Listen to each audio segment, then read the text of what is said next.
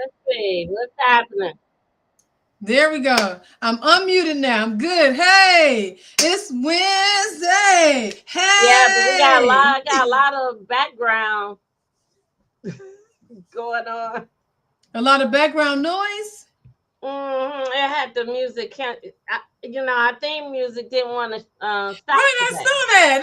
I'm like, okay, I guess they want us to keep dancing. I'm like, okay, we're theming today. Right, we're Hey. theming. There you go. All Happy right. Wednesday, everybody. Hey guys, happy Wednesday. Yes, yes, All yes. right. Try to make sure everything is all great. And you are on the channel with the one, the only Water Cooler Wednesday real estate professionals. Well, we are excited to have you with us today. If you have any questions, you can always put them into the chat. But today we're going to talk about A fixing your credit. yes, a practical night. I mean, we're not just talking about it. We giving you a plan. Not just we gonna, shoot the, I'm not gonna say that word that people normally say, shoot the breeze, but we actually giving you a 90-day plan that you can use as an outline to help fix your credit, repair, restore, make it better. If it's ugly, we're gonna make it pretty, you know. Right. So as a home buyer, you can be ready to purchase with confidence. Right. So the idea is you take these next 90 days, and then you can be ready in the fall to actually purchase a house. So, There you go. all right. All All right. So, right. let's start off with my name is Dione Branch with Allure Dream Homes, brokered by EXP. And so my team and I love to hold your hand throughout the home buying process, similar to what we're doing right now, having these conversations with you in order to bring you to the end of a transaction and successfully be a homeowner. And I am Lisa J. White, the house money mama with Nexa Mortgage, where brokers are better. Same concept as Dion. I'm a broker, but on the mortgage side, and I help with all types of financing. So if you're a first-time buyer, if you're looking to sell and then buy, and moving on up like the Jeffersons to your new place, then I can help you with that. And if you're interested in commercial or real estate investment in a property that you won't live in, but maybe you want to rent it out or do something like that, I can help with that kind of financing too. Yes, yes. So, Lisa, what would you say is the credit score that our buyers need to be at in order for them to kind of successfully actually purchase a home? All right, a 640 is good. Right. You can actually be below that, but a 640 is usually pretty good. Yeah. Um, Obviously, as a lender, I would prefer to see higher, like 680 or 720. But just something average to be able to purchase and get relatively um, agreeable terms for your mortgage loan. You should be able to do that at about a 640 middle score. Yeah. Keep in mind, as a lender for mortgages, we don't just look at one score, because a lot of times people just look at one score and say, hey, my score is a 700. Well, it might be 700 on one, but it could be 680 on another one. So it depending. We actually look at the all three scores typically. Most lenders are going to do that, and then we'll choose the score that's right in the middle. So, for example, if you have a 670, a 680, and a 690, then we're going to look at the 680 as being the credit score that's going to drive your transaction. Okay. All right then. So definitely a 640, and I think I've heard that number often. A lot of people look at that number also when you're looking into down payment assistance. That's kind of like a safe number to be at, especially if you need some Yeah. assistance with purchasing. All right. Yep. Mm-hmm. So let's talk about what we're gonna do in these next 90 days, right? So Let's talk about right. So week 1 and 2, right? Weeks 1 and 2, what you're gonna do is you gotta have a starting point. So you gotta know where you stand. it. What's Yep. right? What's your credit score right now? And there's a lot of different ways that you can obtain your credit score. It Hmm. is one, you can use annualcreditreport.com. And Yeah. so you can get a free each one annually. You get a free Right. right, right. The website name, Right. but and you can get a copy of your credit report for free. So that's one way you can do it. Yep. Another way you can do it is you could go to myfico.com, Hmm. and there you can get an idea of your credit score as well. Now, why do And we suggest myfico.com? why do we, Lisa? Why do we suggest myfico.com? The reason why I would suggest my FICO is because, in my experience and working with different borrowers, what I have seen is that a my FICO's report will give you true credit scores that are lender driven. So, for example, when you go to annualcreditreport.com, it will give you a copy of your credit report. It doesn't mean it will give you scores. Yeah, So right. that's one thing. I think you have to pay for the scores if you want to get those. So you don't really know where you are unless you pay for the scores. Now, my FICO definitely has a fee for you to get well, you could do a free I think you can do a free trial with them though or something like that. So you can start off by actually getting everything for free.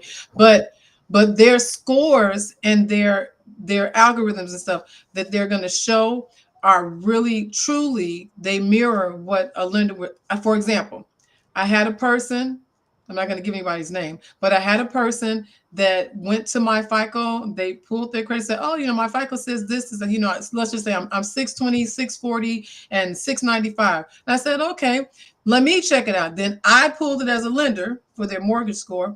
And that's exactly what they were 620, 640, and 695. Mm. So my point is that it's a true reflection of what I'm going to see as a lender Yeah, as yeah. opposed to some of the other options, like Credit Karma, Credit Sesame, and things like that. They're what we call consumer reports. And so they're Mhm. not reflective of what I'll see and have access to as Right. a lender. If you want to just kind of make sure, just monitor your credit report, you could use Credit Karma. You're Oh, just yeah. kind of monitoring what's going on with your credit and maybe looking to see what you need to dispute. So you can look there. But Yeah. another one that our credit repair specialist that we believe we'll probably have him in the next The episode, next, yes. and he's going to share with us one of his tips is to get a free trial from Equifax, I believe. Okay. Okay. Or- Yeah, Equifax. And so he does a free trial. He gets the reports from the trial, and then he actually cancels the free trial. Right? Right. But your whole Now that's goal the is trick. You got to remember to cancel because you can't get mad if they charge you that $40 and you didn't right. cancel. That's on you. That's on you, right? But the whole goal is to get a copy of your report. So we've given you a couple of different options in order to get that report. And then Mhm. your whole goal is to know where you start. Where am I starting, and what do I need to do in order to Right. resolve my score? And so now you can start to dig deep into your report, the things that are there, and get started. All right. Yep. So So that once they go and get a report, then what? they need to you if you do see some issues on your report, you can file a dispute. And the best way of disputing items that are on your credit report is to actually write a letter. There's a lot of places where you could just kind of click the button and dispute. It is best that you write a letter. They say because that it takes a little while longer for them to actually um, kind of respond. Like with a dispute, they could just say, no, that's not, that is yours, or keep it on there, and with just the click of the button. But basically what we hear is the letter is the best option. And you can get those letters. You can look on the internet. You can Google dispute letters Mhm. examples, and Yep. then make make a few changes. Don't make it the same. Make a few Please. changes and send them off to the creditors. Okay. All right. Right. I like that idea. Right. So So what kind of information should I dispute? what? Well, you're disputing things that are not correct, errors, things like that. I'm disputing everything. Right. If it make me look bad, it's gotta be wrong. Right. Yes. Right. So you're supposed to dispute dispute any errors for sure. And then Right. if you Don't can listen get to rid of Lisa. I'm not a credit right, restoration specialist. Don't listen to me. right. She's not. She's not the specialist, but you can dispute the other things as well in order to see if you could get them removed from your credit. So Yeah. Okay. So that should take you a couple of weeks. Let's move on to weeks 3 and 4 and talk about that a little bit. So now that we have a credit report, we've identified errors and we, begin to dispute things. Here's something else you could be doing in the meantime while the dispute process is taking place. You can begin to pay down your revolving debt. So we love to get credit cards and we love to spend money on our credit cards, but we're going to have to also fall in love with paying them credit cards now. yeah, Because that's what's going to help. That's the fastest way. If you have revolving debt, the fastest way to combat a lower score would actually be to lower your high balance credit cards, because that's something you'll see reflected the very next time that they calculate your score. That number is going to factor into the algorithm a little differently now, and so it should give you points when you see that happen. So some people, there's different trains of thought in regards to how you should pay down credit cards. I think, though, just like our credit restoration specialist would say, Maurice, you should really take it down to about 10%. 30% is good, is okay, but actually is better if you have it around 10%. The thing is, most of the times you don't want to put it at zero. yeah, You want to still have something, because the thing about credit is that the credit bureau itself, the way that they evaluate you is they want to be able to see that you can borrow money, pay money back. If they can't really see that you're doing that, if every time they look at your credit line is zero. yeah, Because then to them, it kind of looks like, well, she got the car, but she's not really doing anything with it, So 10% of your credit limit, So like, for example, if you have $1,000 limit on your credit card, then you want to make sure that you don't spend any more or carry a balance of any more than $100. yeah, yeah, yeah. And when you're making a large payment like that, when you have it at zero, sometimes they reflect that as negative, because they think that the account has been closed. So you have to watch out for that too. Yeah, I've heard that also, that can Hmm. happen. Um, Another thing you could do is some people do, I think they call it the snowball method, which is like if you want to pay down. So we're paying down our revolving debt so we can have a more favorable utilization ratio. That's what they call that, how much you're using. So it's a utilization ratio. So now that we're working on paying down some of the revolving debt, you could also work on maybe paying some things off. Like if you have installment loans, most people say the best thing to do is use what they call the snowball method, which really just means that, like, if you think of a snowball, you start to, if you roll it down a hill or whatever, if you can do that. I've never thrown a snowball down a hill, but anyway, the thought would be that as it rolls, that it picks up more snow, more snow, more snow, so it gets bigger, so the impact is really big by the time you get down to the end of the hill, right? So the same way, you take, maybe, I don't know, say it's a bill that you have to pay $50 a month on. So maybe you double that payment. So, you take the $50 and you add a $50 to it. So now instead of only paying $50 a month, you pay $100 a month, and it takes you 9 months to pay it off. So now instead of putting that $100 back into your account or into your budget to spend, on something else, Now you use that $100 to go to another account that you want to pay off. And maybe that account, I don't know, requires $100, $150 a month. So you already been paying that. Now, not only are you going to pay that, but you're also going to pay the 100 from the previous debt that you just paid off. So now you're paying $250 on that account instead until that one is paid off. So that's why they call that one the snowball method. And then that allows your, but it shows that you're able, again, because it's what the credit bureau is looking for. They want to see that you can borrow money and pay it back, borrow money, pay it back, borrow money, Right. pay it back. So that'd be another thing you could do to begin to kind of pay that off. And here's something that helps also would be if you become an authorized user. So a lot of people will do this, like parents will do this with their children to help them get a start in their credit journey. Maybe when they're You in the week 18. 5 and 8. Am I? Yeah. Oh, I'm sorry. You're right. Yep. So that little You line on gotta my stay at glasses is home throwing with me off.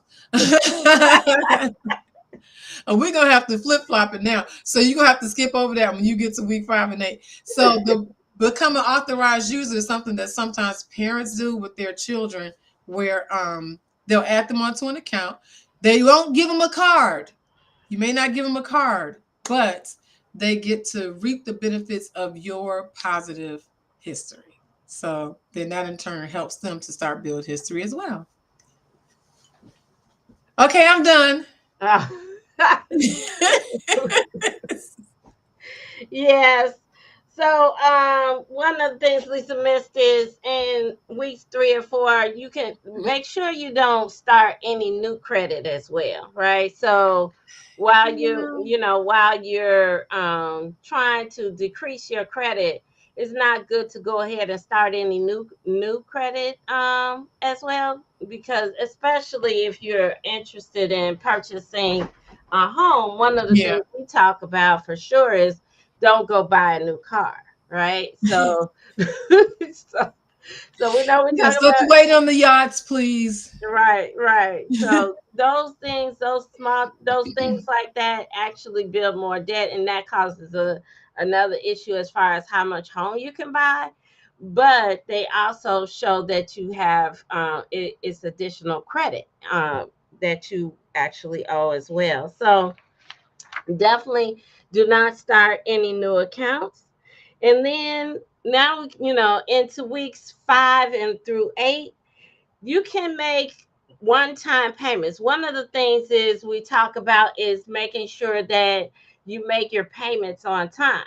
So a lot of times, what I may suggest is like taking one of your credit cards. Let's say, for instance, you have a card that doesn't have a lot on it, and you could take that card and you can just put and pay Netflix or Disney Plus, one of those different, and you continue to pay that card every month on time. And so you Great idea. charge, you charge allowed to charge for your membership, your subscription. You make the payment, and then you continue. That shows that you have good payment history by making sure that you're making those payments on time. And any Mhm. other credit cards that you have, you need to make sure you review when your due dates are and make sure you pay within that allotted window. So then that way you're not paying a late fee as well and showing that you're a late payer.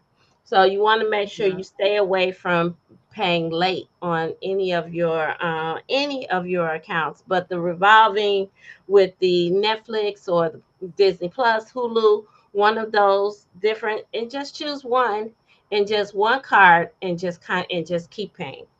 All right. Mhm. The other thing that you want to do is we've identified some different credit that were on your credit, so some collections, things like that may be on your credit as well.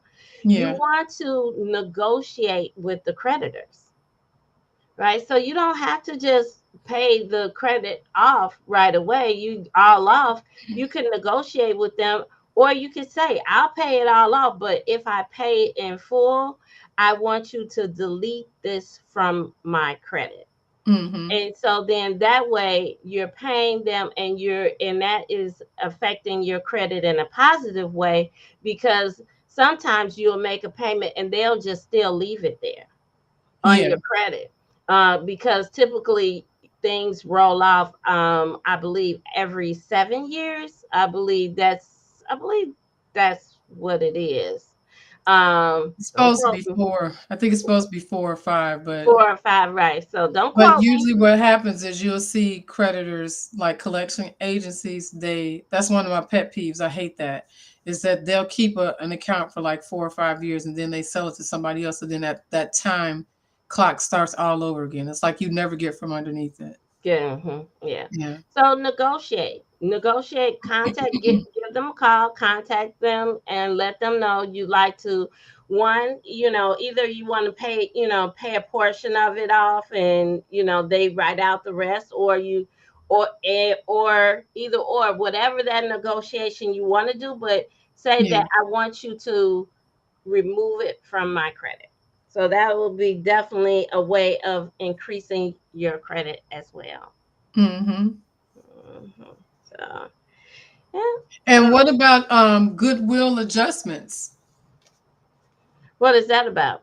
So you can like say for example, if you have a negative payment history. So I've had somebody do this before, um, where I think it was a car note. Car note, they missed like either 1 or 2 payments. They had a 30-day late, but there was something that happened. I forget if it was that like a banking thing where they had switched, the account was compromised, they switched some stuff, and so then the auto draft that was supposed to come out of their account didn't come out. So they incurred a 30-day late. So Hmm. they contacted the creditor and says, hey, listen, I've been late, I have not been late except for this one time. Can you please reverse that, because these are the circumstances that led to that late. It wasn't me being irresponsible, but this and this and this happened. And then Yeah. sometimes my thought is that nothing beats a failure but a try, so some of them might do it, some of the creditors may do it and remove the late, as a courtesy.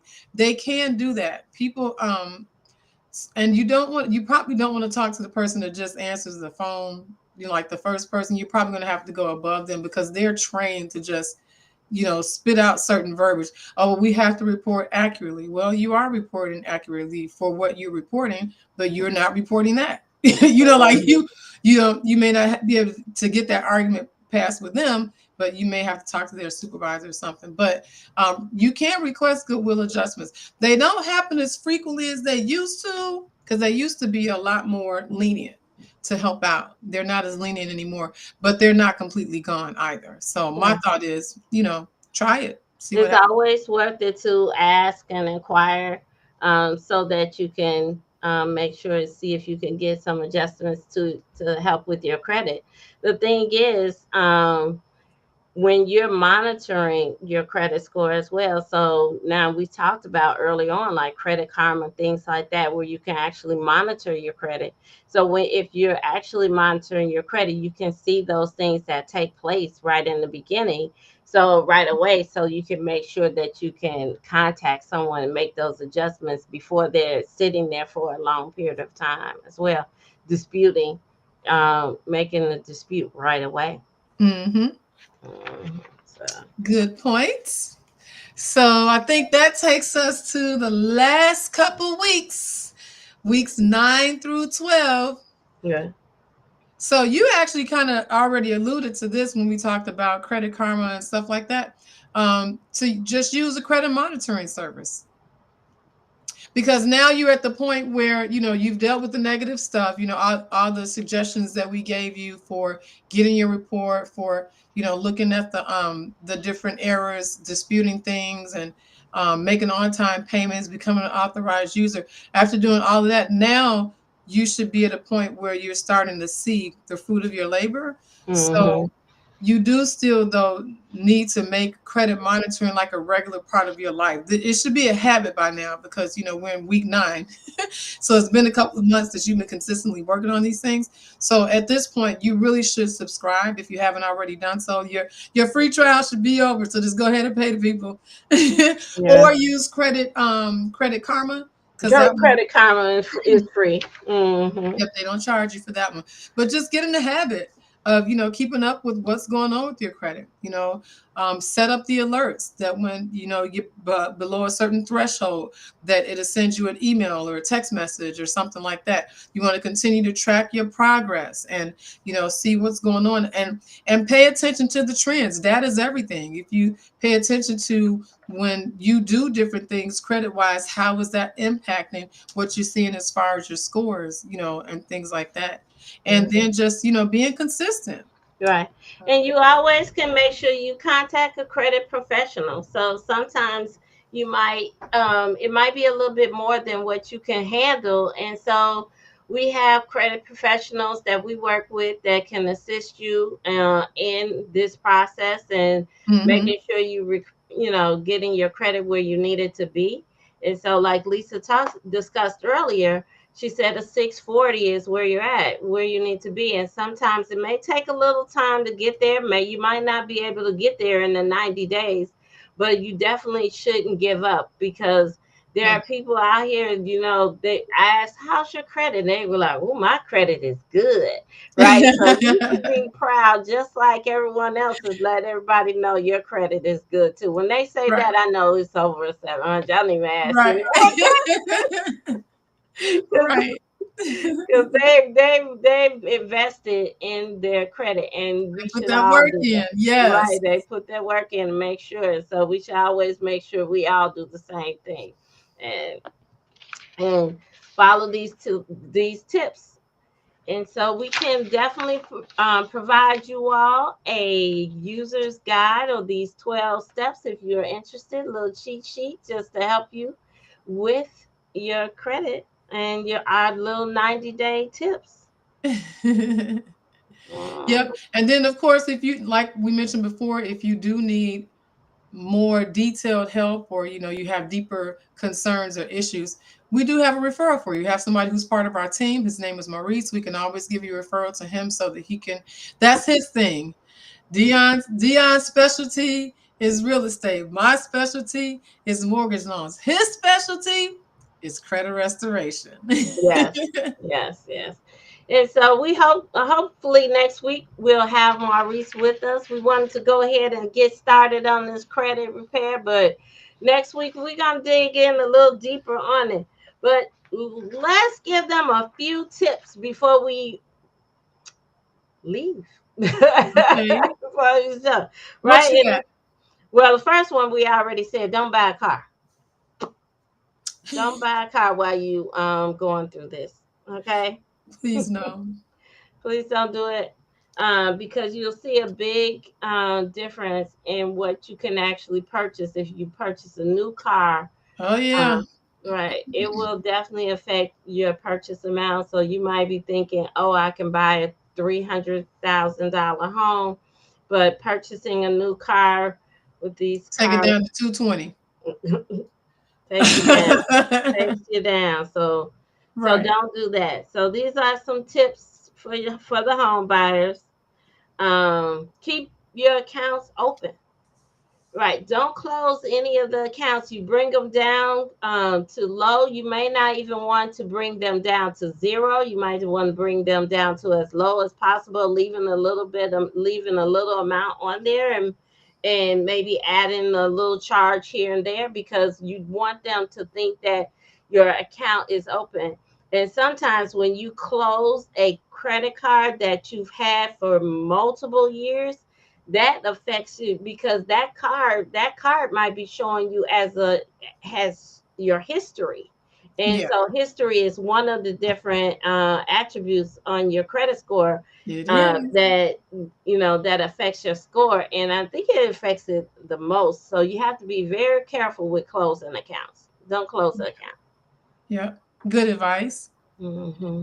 And then once you're set and you've been walking the walk and doing the journey, then we can look at getting you pre-qualified for your home buying, your next step in your home buying journey. And I would even go back a little bit further and say this too, that if you make a decision to make a commitment to improving your credit, taking this more seriously and putting some things in place, let us partner with you. That's not something where I have to run a credit report or anything like that, but it is something that if we do a soft pull, or if you have something that you want me to look at, you have questions about, there's some general things that I can give you help with, to kind Mm-hmm. of get you on the right track. And then we can walk alongside you as you take that journey. We'd like to Right. be part of that too. Right. The best thing you can do is have accountability partners with you. And we can do that for you. Help you be more You accountable. see my thumb. There we go. Yeah. All right. So we are at the end of another water cooler Water Wednesday. cooler Wednesday. So Yay. we are so excited to come and talk to you all every week on Wednesday and have different topics about home buying. We want to make sure that we can help you reach your goal of being a homeowner. Yes, we do. You Oh, gonna give your phone number, Dion? okay. I guess I can. Yeah, why don't you? Right. So if you want to know more about home buying, you could give me a call at 773-819-6092. Love to talk to you about getting you started with the home buying process. And every other week, I also host a workshop that you can join as well. So reach to me and you can have one-on-one or join me at my workshop. And want to talk about you? If you have questions about mortgage financing, about the lending part, the financial part, I'm the money lady, the numbers girl. That's what they call me, the house money mama, because I'm the mama that's got the money for your house. That's what that's all about. But anyway, Lisa, I'll be more than happy to take some time to talk with you, answer your questions, give you some more details about what things can impact your particular situation, and then get you in the right path and walk with you. We are ready. If you're ready for a team, we're ready to be that team. So All give us a right. call. Thank you. Thank you. Bye, everybody.